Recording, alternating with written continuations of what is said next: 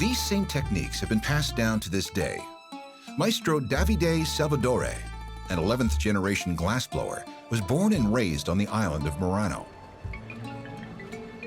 My family worked at the glass from 11 generation, since 1650. All my family worked the glass. My mother was a very, very nice artist. I think that the real family artist, and I worked with her for many years. She made a lot of beads for Yves Saint Laurent, Christian Dior, Roberta Di Camerino. She gave me the sketch and I made it for her. One of the strengths of Murano that remains is access to the best raw materials.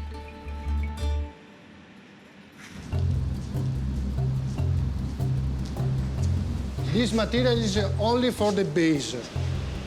And after we put inside the other material for the color.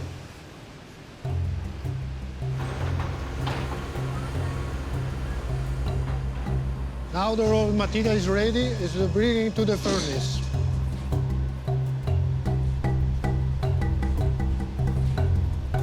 People work in glass, not the machine, not the book. This is important. Murano became known as the Glass Island, and the products were produced by the masters, including mirrors and chandeliers, were highly desired all over the world. You look at the different components, you look at the different improvement. This is the experience, is very important. This is the real power. It's not the new sand, it's the experience of the people work many, many years, the glass. The Venetian government was so protective of their monopoly in the glass industry that glassmakers were banned from traveling abroad to practice their craft in other cities. There was a lot of pressure from the Venetian government to stay at Murano. They could go on holiday, but to come back and to keep the secrets in Murano. Despite the threats, a few Murano glassmakers were enticed to Paris by Louis XIV to produce mirrors for his palace in Versailles, but they didn't get away unscathed. Some of them apparently were poisoned by Venetian spies who didn't agree with the fact that they would give up the secrets. Centuries later, Murano glassmakers can leave the island whenever they want, but many stay and continue the legacy in their family traditions. When I was young, I talked with my grandfather, with my father, about what? About the glass. And now, it's the same story. I talk with my son about the glass. You can't to imagine the satisfaction what I have for work with my son. I walk 2 centimeters on the floor for that. Wow! But don't say that to my son.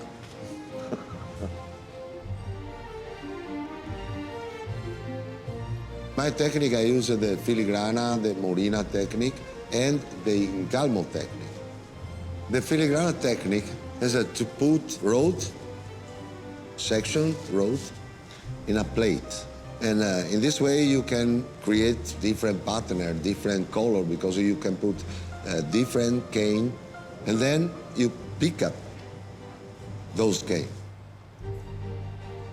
The incalmo technique is to put 2 different color cap together for make one piece.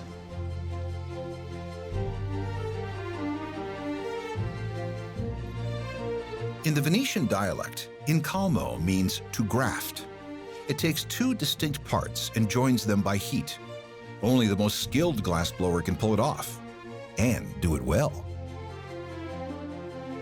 Glass blowing is incredibly difficult. It looks very easy, but you have to follow the flow of the glass in order to be able to control it. It's going to take you at least 10 years of intense working and training, and to the point where your muscle memory is taking over and you don't even think about it anymore. You become one with the medium, you know what it's going to do, you know how it's going to react, and you can anticipate at any given moment during the process and adjust to that and make sure that you're still under control and the glass doesn't control you.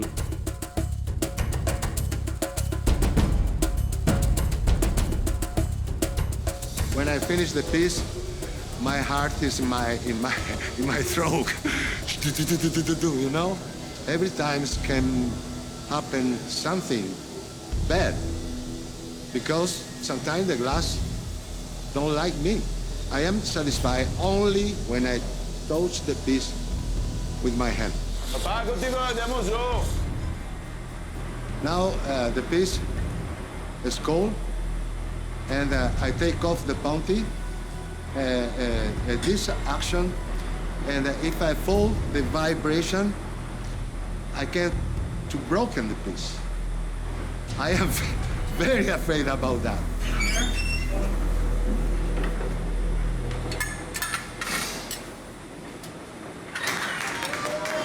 Perfect, buddy.